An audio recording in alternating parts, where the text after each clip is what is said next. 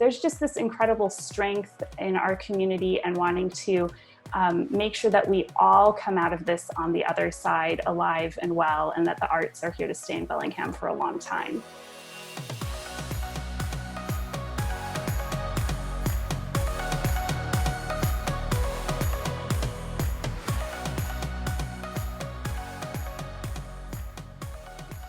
Hi, I'm Kevin Coleman, and you're watching another episode of Bellingham Now.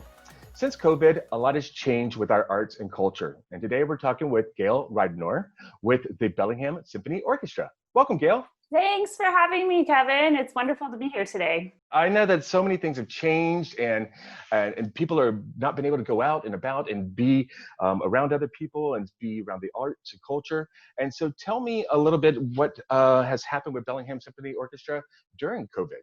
Well, a lot has definitely happened with the Bellingham Symphony during COVID-19. It's been a really interesting thing. We've, of course, had to cancel in-person concerts. And in doing so, we really wanted to think about how can we still reach our community? How can we still support musicians, not just our own musicians, but musicians around the world, because we bring in soloists from all over the United States and the world in general, and composers too for commissions. So we really wanted to stay focused on our community and where we can do the most to help and reach our community. And so with that, we decided to move our concerts online. And so even with our canceled concert for March, we were able to record a dress rehearsal and have that broadcasted.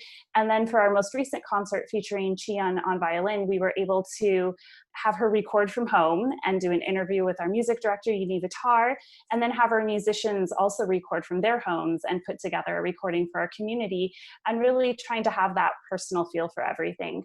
And so even though we're not in person at the historic and wonderful Mount Baker Theater, we're still here for our community and planning on keeping the music going through COVID-19.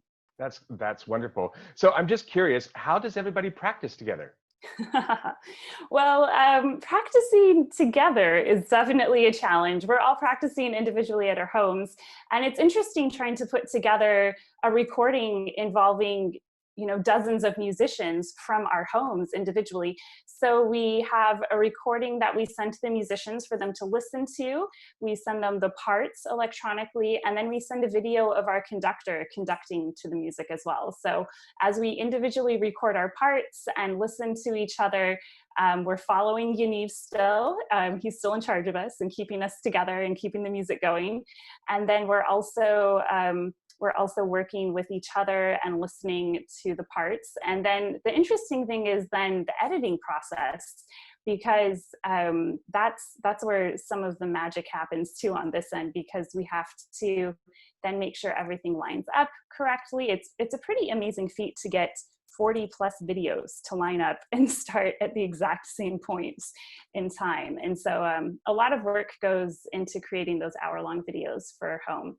And with our May concert, we were so happy to partner with BTV and KMRE, because we know not everyone has great internet access, but we do know that the radio and television can reach people. So we were really happy to be able to broadcast at home with the BSO with Chian, with BTV and KMRE as well.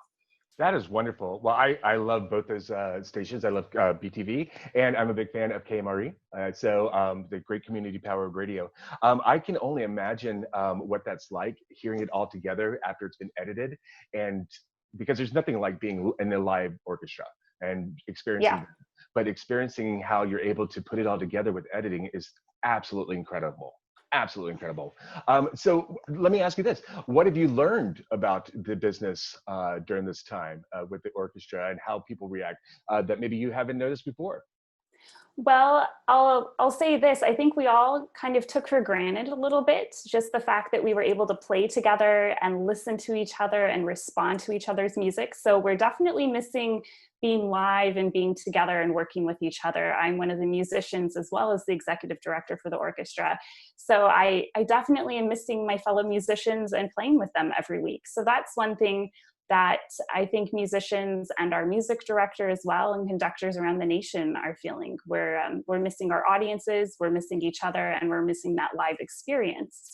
I think in terms of what have we learned about our industry as a whole, I think community specific, I've really been impressed with how our community has come together. So Bellingham has just done this amazing job of working with each other. Mount Baker Theater's been fantastic as we figure things out. It's been amazing getting to know the other arts leaders with the Whatcom Arts Project. There's just this incredible strength in our community and wanting to make sure that we all come out of this on the other side alive and well, and that the arts are here to stay in Bellingham for a long time, which is just so incredible. So the community level, I absolutely love Bellingham and all that it brings to the arts and the support that it gives the arts. When I think on a nation scale or worldwide scale, you know, orchestras and their venues and their halls are definitely hurting. It's a huge thing to cancel concerts, to, in some instances now, to cancel whole seasons, and not everyone has decided to bring their seasons online. And so here in Bellingham, our thought was, how do we get creative? How do we still reach our audiences? And so our March and our May canceled concerts were kind of experiments for us as we were trying to be creative and innovative and see what exactly can we do to still reach our community. And so with that, I'm just so excited for our 20 to 21 season, which is our 45th anniversary. So we had a lot of fun things planned, but never fear, we'll still do them in the future. But it's just been a lot of fun to think creatively and think, how do we transfer all of that to a real online experience that our community and our musicians can relate to. That is wonderful. Hey, real quick, I have to ask, what type of instrument do you play? I play the oboe. Wow, that's really cool. I had no idea. So as an artist, I'm like, oh, what do you play?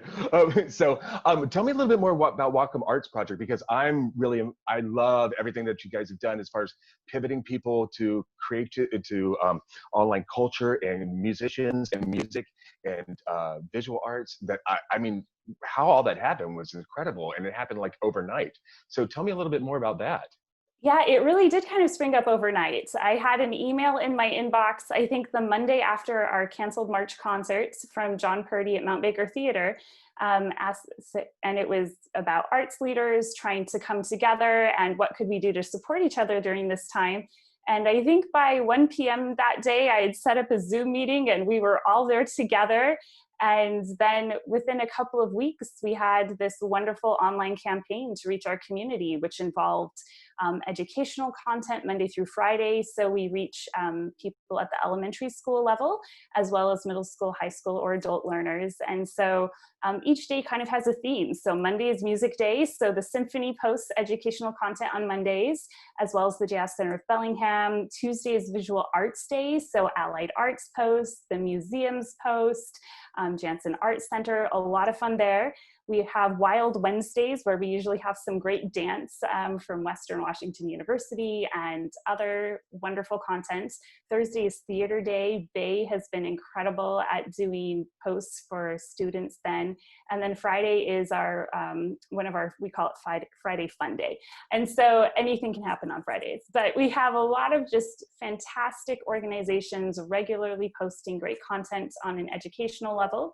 And then within that, we also have our date night or family night content. And so Monday through Friday, and then on the weekends as well, we have content from Cascadia, from Sylvia Center for the Arts, from Mount Baker Theater, from the Pickford. Just, it's amazing. There are over 30 organizations involved in reaching our community right now, and all of us coming together with this collaborative goal of keeping each other going and keeping our community going through these times of social distancing. It's been incredible. I always knew we had a wonderful arts community, and that's one of the things I love about Bellingham. But through COVID-19 and the Whatcom Arts Project, I've gotten to know the arts leaders, and I've gotten to know all of these different organizations, and it's so special and wonderful. That's wonderful. Well, I keep doing what you're doing. I appreciate it so much. If there was a comment or a thought that you could leave our guest from this interview today, what would that be? Yeah, stay involved and keep with your community and look for the good in life, because I think in Bellingham, there's a lot of really wonderful and special things going on to keep not just our physical bodies healthy, but also our emotional selves healthy. And I think the arts are a big part of that. Wonderful. Gail, Thank you so much for being here today. Thank you for everything you do in our community, and thanks for being a shining light. I appreciate it. Absolutely. Thank you so much, Kevin. We hope to see our community in our 45th anniversary online season. Same here. All right. Thank you so much.